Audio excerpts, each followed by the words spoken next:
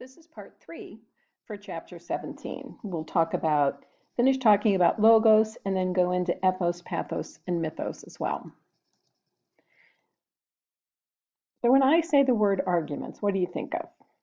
You might be thinking that it's a dispute or some type of a confrontation between a couple of people.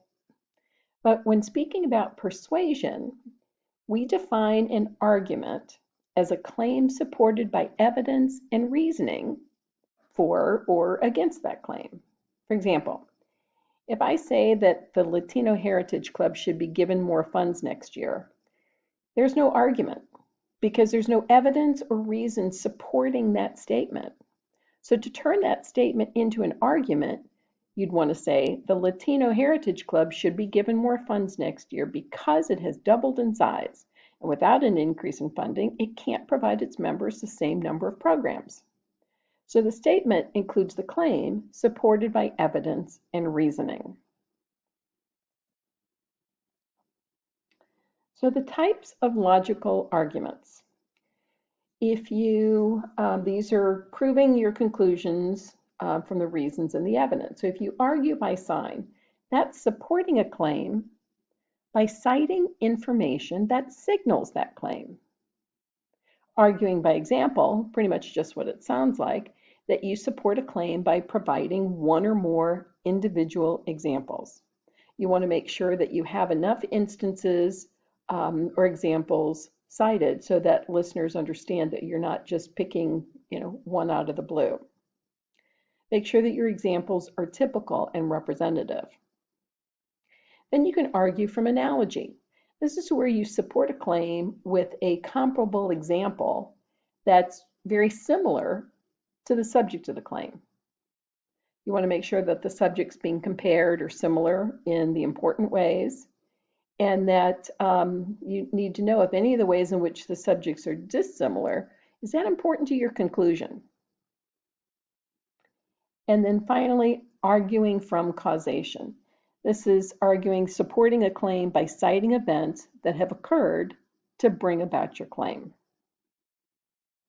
You need to know if those events alone are sufficient enough to cause the stated effect, and if other events around that accompany the cited events, did they actually cause the effect? So you need to be careful there.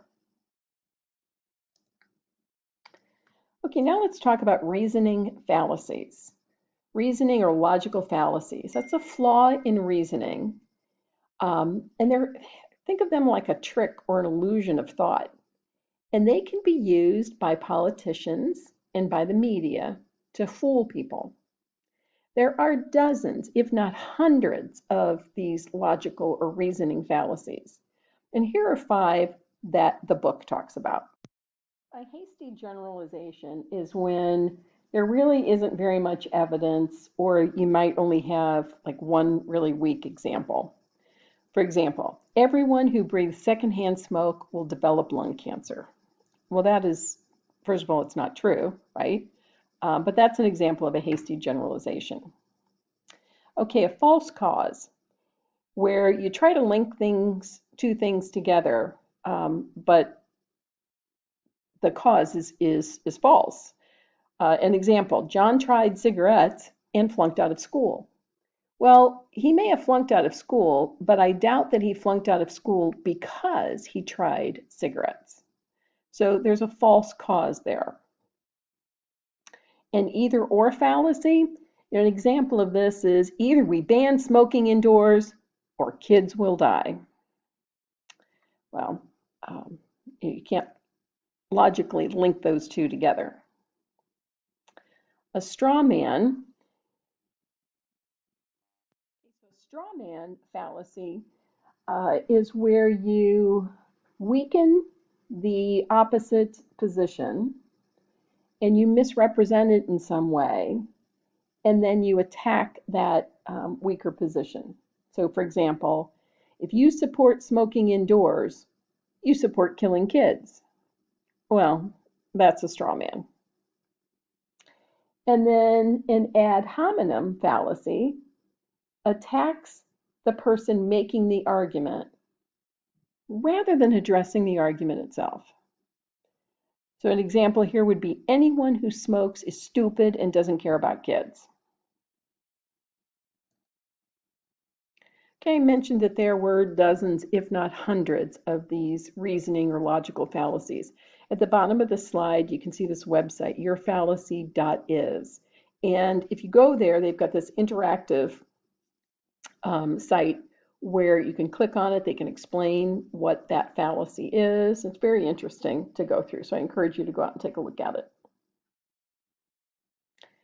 Now let's talk about ethos, speaker credibility. And there are basically three things that come to mind when you're talking about speaker credibility. First is competence. So when you are speaking, you want to explain your competence. Explain that what your experience is, what your background is. Explain the research that you've done.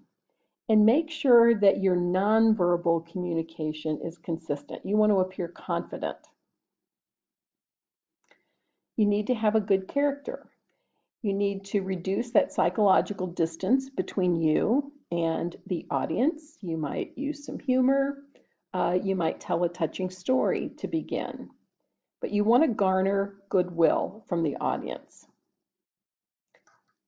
And then charisma. This is a little harder to define, but you need to make sure that you are coming across as likable and knowledgeable, and that combined with your character and competence all goes towards speaker credibility. Now, your book also lists other terms. So you've got initial credibility, and that's when you begin your speech. So you have some credibility because you were asked to speak for whatever reason. You were asked to come speak, so you have some credibility. Then as you are speaking, you will gain derived credibility from what you're saying. People are nodding along with you, they agree with you, or you're providing some new information. And finally, you have terminal credibility. And that's your credibility at the end of your persuasive speech. And that, of course, should be higher than your initial credibility. So make sure that you're using evidence from respected sources, use your nonverbal messages to enhance your credibility, and use your vocal expression to enhance your credibility. Okay, pathos is using emotional proof. Now you can evoke negative emotions. And in negative emotions might be fear or guilt or shame, anger, sadness. And this can be a very, very powerful way to get your message across. So if you plan to evoke negative emotions, what you need to do is really scare the heck out of your audience. Describe the dangers in a lot of detail and do not beat around the bush. Be explicit. But then you have to discuss solutions as well as problems. You want to offer your audience hope. Emphasize the cost of not taking action as well as all the good things that will come, the benefits of taking action. And make sure that what scares you also scares your audience. You really need to know your audience, consider the values and the needs of your audience when you're thinking about what might frighten them. And then another way to use pathos is to evoke positive emotions. You might want to evoke joy or pride. If you're trying to get someone to vote, for example, you want them to feel a lot of pride as an American citizen in a democracy. So evoke that sense of pride. Could be relief or hope or compassion, but those are all ways to use emotional proof. And then finally, we have mythos or narrative proof. So mythos is about using stories and narratives to get your message across. And mythos can really connect your message with your audience's social and cultural identity. And it gives them a reason to listen carefully to your ideas. So if you can tell a story that they connect to, that's using mythos. And we see that storytelling. You see that in religions, that they use and teach values through parables. Okay, mythos, using narrative proof. All right, now one of the things that I want to point out is that when you approach your persuasive speech, don't think about using one or the other of these proofs.